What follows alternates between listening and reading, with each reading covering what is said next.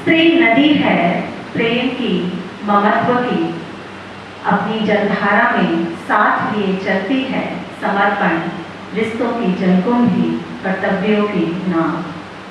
नदी अपने आंचल में बांधे रखती है भंवर सी गांठ। इन गांठों में कैद है कई सपने, अधूरी आकांक्षाएं, कुछ शिकायतें।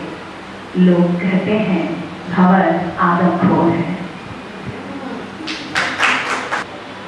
क्योंकि कविताएं और कुछ करें न करें, कम से कम हमें अपने समय और समाज के प्रति संवेदनशील बनाती हैं और हमारे मन को वो जैसा होता जा रहा है उससे कुछ तरल बनाती हैं और उसकी उर्वरता, उसकी हरियाली शायद कविताओं से कुछ बढ़ती है।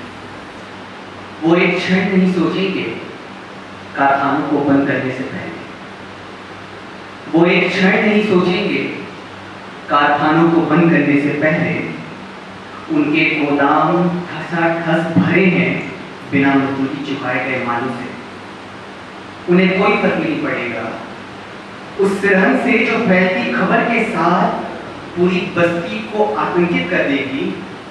एक सपना फिर चितरेगा, दम तोड़ देंगे कई अरमां, कच्ची उम्र में उठाई गई जिम्मेदारियों की तरह। यह एक हंसती खेलती कर्मठ लड़की की कहानी है। पिता की मृत्यु ने बना दिया उसे घर का केवल भार। कम उम्र में ही बन गए वो भाई बहनों के पिता, जिसे संवरना था, दौड़ना था, खेलना था, खुद को गढ़ना था। अब वह रोज संवारती है घर, दौड़ती है बेतहाशा घर की जरूरतों के लिए, कर रही है वह भाई बहनों को चुपचाप। उसकी आंखों के सपने बिखरे हैं।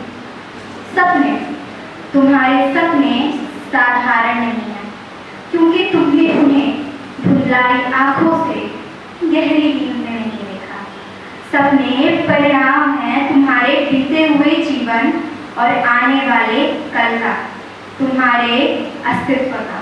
निश्चित है ये तुमसे छीनेगी छोटी छोटी खुशियां, करीबी अपनों को।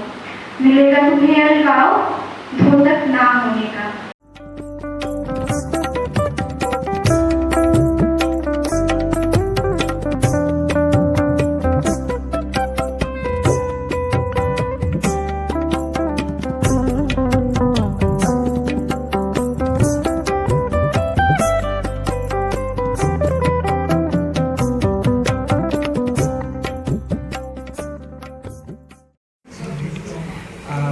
सांस्कृतिक पुनर्निर्माण मिशन और भारतीय भाषा परिषद की ओर से कवि पर्व नागार्जुन जयंती के अवसर पर भारतीय भाषा परिषद में साहित्य संवाद का आयोजन किया गया।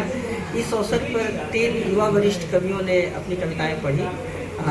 नीलकमल जी ने, मनीषा गुप्ता जी ने और सूर्यदेव राय ने। और इस अवसर पर 3 नवांकुर कवियों का जो है काव्य परिचय हुआ, पदार्पण हुआ। उन्होंने भी अपनी कविताएं सुनाई। इन तमाम कवियों ने अपने समय की जो आहटें हैं उसको अपनी कविताओं में शामिल किया। प्रेम, प्रतिरोध, बेचैनी से भरी इन कविताओं में मनुष्यता का आख्यान है। और मुझे लगता है कि कविता पाठ के बाद जिस तरह से हमारे श्रोताओं ने इसमें भागीदारी की, उन्होंने कवियों के साथ संवाद किया, रचना प्रक्रिया पर बात हुई, रचना के केंद्र में क्या क्या कौन कौन सी मुख्य बातें और बिंदुओं को कवियों ने शामिल किया है, इन पर विस्तार से चर्चा हुई और सबने इस अवसर का आनंद उठाया। और शंभुनाथ जी ने अपने अध्यक्ष वक्तव्य में इस बात को इशारा किया कि जिस तरह से हम अपनी संवेदनशीलता का विस्तार करते हैं तो एक व्यापक जन समुदाय के साथ हमारी भावनाएं जुड़ती है।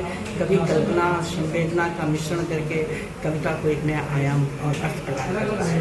और इस अवसर पर तमाम लोगों ने जिस तरह से भागीदारी की, हम आशान्वित है कि आने वाले समय में कविता की जो ज़मीन है वो ज़्यादा उर्वर होगी।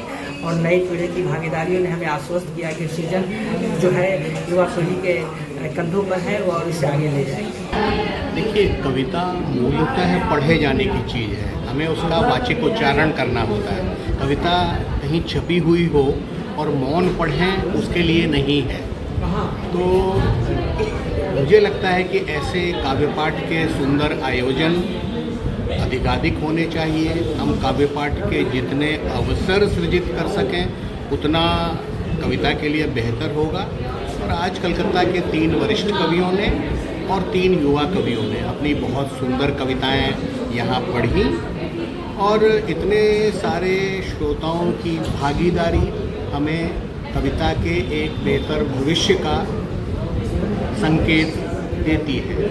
और मुझे लगता है कि कोई समाज जो कविता को महत्व देगा वह संवेदना को भी महत्व देगा, साहित्य को भी महत्व देगा और कम से कम उसकी जो दृष्टि है वो भविष्योन्मुखी होगी, उसका मन अधिक तरल होगा, उसका मानसिक क्षितिज अधिक व्यापक होगा। तो मुझे लगता है कि एक ये सार्थक आयोजन था और इस तरह के आयोजन जितने अधिक हो सकें उतना बेहतर। देखिए, मिशन ने यानी सांस्कृतिक पुनर्निर्माण मिशन ने कार्यक्रम का एक ऐसा रूपरेखा तैयार किया है जिसमें कवियों को अपनी कविताएं पढ़नी है, कई कविताएं पढ़नी है और इतनी कविताएं पढ़नी है जिससे कि हमें कवि के बारे में एक समग्र दृष्टि बनती है। साथ ही हम इस रूपरेखा में शामिल हैं वरिष्ठ काव्य मर्मज्ञ लोग भी जो कविता पर बात करते हैं और सबसे जीवंत पक्ष ये है कि उसमें जो श्रोता है वो अभी सवाल करता है, उधर से जवाब आता है। तो एक ये बड़ा वर्कशॉप की तरह है जिसमें कविताएं पढ़ी जाती हैं, सुनने वाला भी भागीदार है, केवल सुनता नहीं है, सवाल करता है। तो एक सवाल करने की परंपरा विकसित हो, आदत विकसित हो।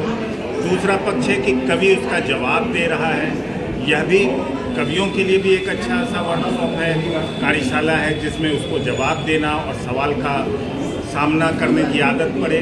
और तीसरी बात जो सबसे है कि जो मर्मज्ञ काव्य मर्मज्ञ इसमें उपस्थित रहते हैं वो दिशा निर्देश भी करते हैं, पूरे काव्य परंपरा पे बात करते हैं, पढ़ी गई कविताओं पे बात करते हैं। तो इस तरह से ये एक बहुत महत्वाकांक्षी योजना है और अगर ये 3 साल तक ये कार्यक्रम चला तो हम ये कह सकते हैं कि पश्चिम बंगाल से हिंदियों की एक ऐसी फौज तैयार होगी जो हिंदी कविता में अपनी जगह बनाएगी।